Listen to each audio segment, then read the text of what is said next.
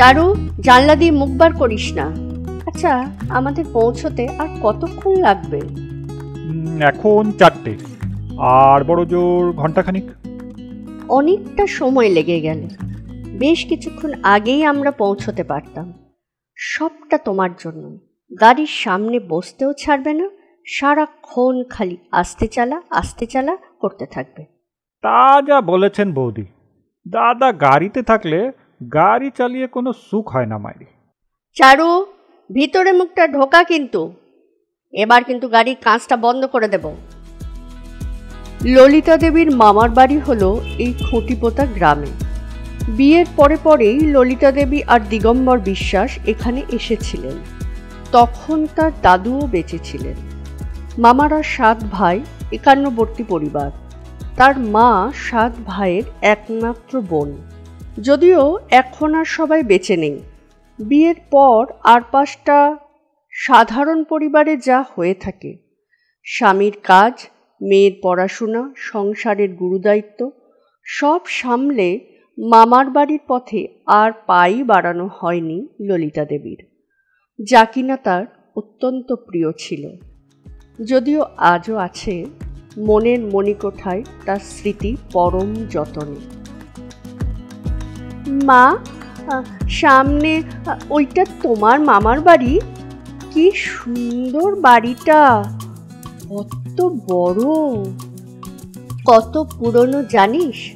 প্রায় 100 বছরের ওপর। বাবা, বৌদি বাড়িটা এত পুরানো? লালটু, পরে দেখবি, এখন ব্যাগটা বের কর। গ্রামে ঢুকেই দিগম্বরবাবু ফোন করে দিয়েছিলেন ললিতা দেবীর মামাতো ভাইকে। তাই তিনি বাড়ির মেইন গেটে আগে থেকেই দাঁড়িয়েছিলেন।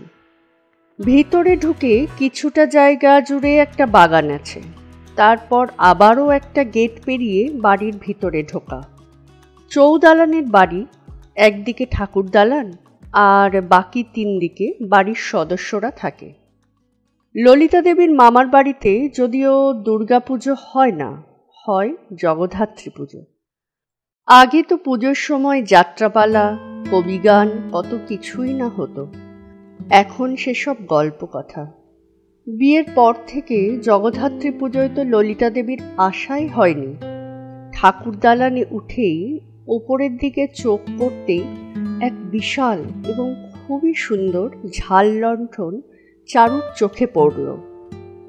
কাঁচগুলোর ওপর কেমন যেন কালচে ছোপ পড়ে গেছে।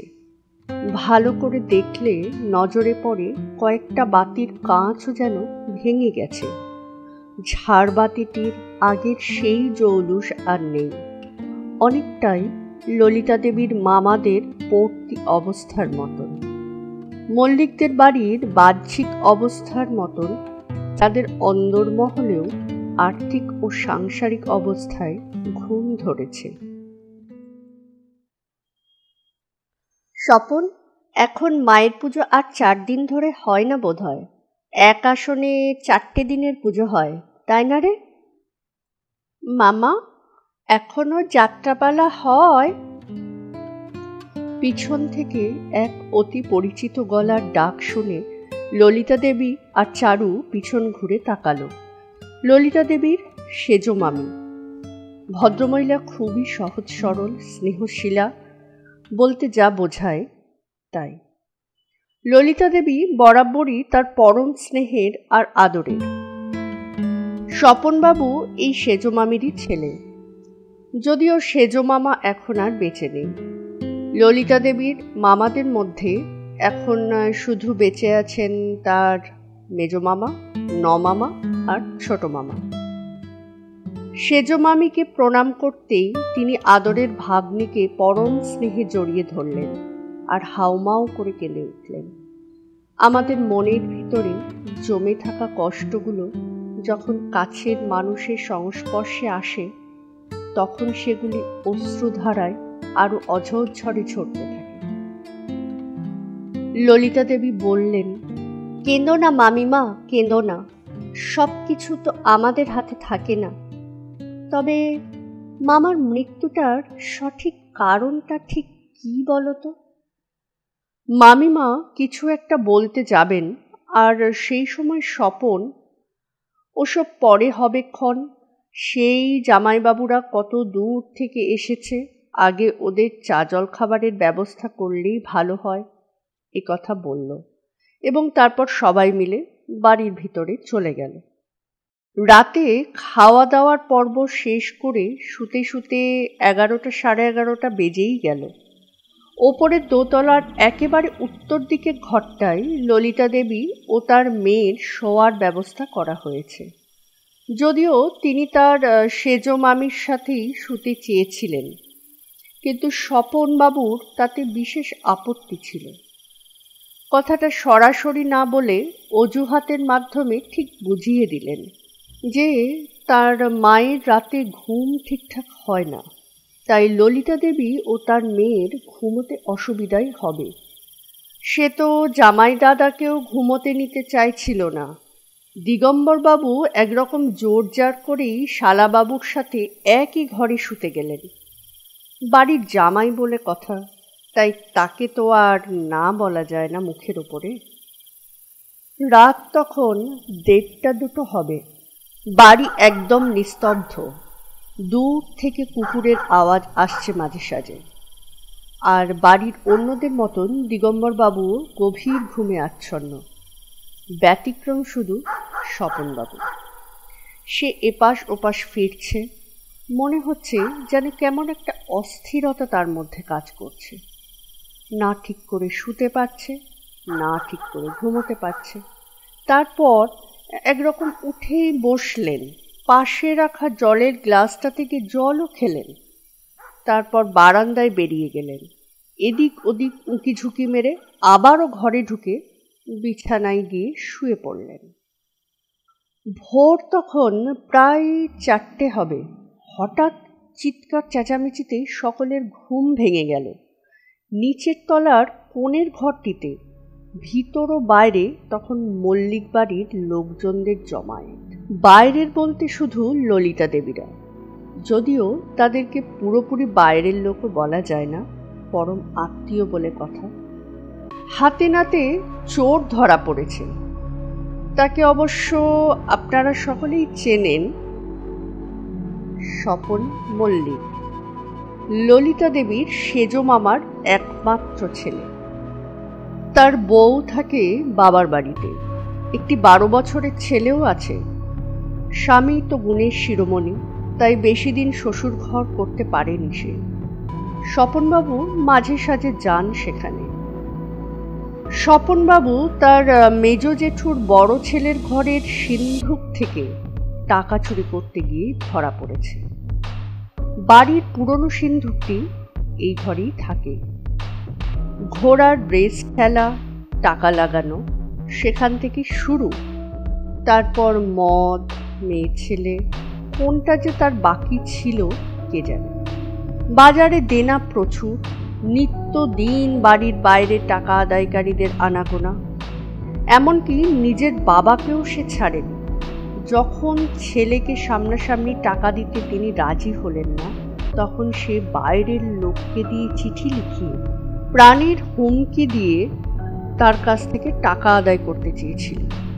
এমনকি সেই চিঠিতে এও বলা হয়েছিল যে যদি তিনি কোনো কারণে মুখ খোলেন কারোর কাছে, তাহলে তার বৌমা আর নাতিকেও তারা খুন করবে। সেজ মামা কিছুটা ভীতু প্রকৃতির মানুষ ছিলেন বটে, তবে ছেলের মতন কূটবুদ্ধি সম্পন্ন ছিলেন না একদমই।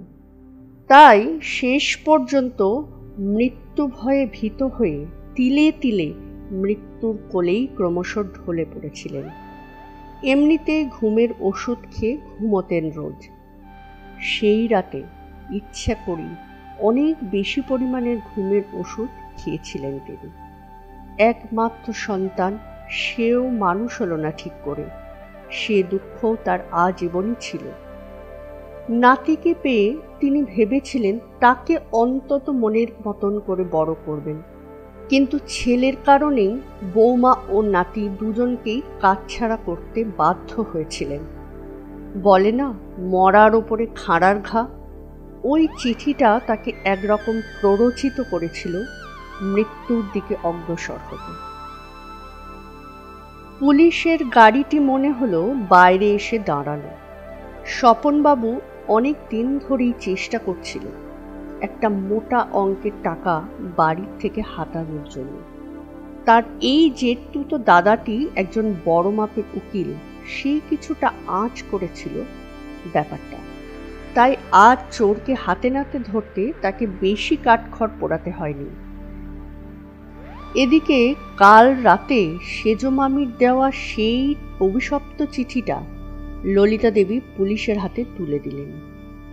সেজ মামি বরাবরই তার স্বামীর মৃত্যুর জন্য ছেলেকেই সন্দেহ করে এসেছেন, কিন্তু যতই হোক ছেলে বলে কথা তো, আবার প্রাণের ভয়ও যে তার ছিল সেটাও তো ঠিক। তাই মুখ খুলতে পারেননি। প্রমাণস্বরূপ চিঠিটি স্বপনবাবু বেশ কয়েকবারই তার মাকে চেয়েছিলেন, কিন্তু তিনি মিথ্যা করে বলেছিলেন যে সেটি তার বাবা মারা যাওয়ার সঙ্গে সঙ্গেই তিনি ছিঁড়ে ফেলে দিয়েছেন। পরন্ত বিকেলের রোদে মল্লিক বাড়িটির জৌলুসহীন অবয়বটি যেন আরো স্পষ্টভাবে বোঝা যাচ্ছে। সঙ্গে ললিতা দেবীর সেজ মামি, তিনি সজল নয়নে তাদেরকে বিদায় জানানোর জন্য বাড়িটির মেন গেটে এসে দাঁড়িয়েছেন। তার সমস্ত কষ্ট, দুঃখ, যন্ত্রণা, ক্লান্তি তার শরীরের সাথে সাথে মুখের মধ্যে ফুটে উঠেছে স্পষ্টভাবে। ললিতা দেবীও এক রাস আনন্দের পরিবর্তে তার ভারাক্রান্ত মন নিয়ে ফিরে গেলেন তার বাড়ির উদ্দেশ্যে।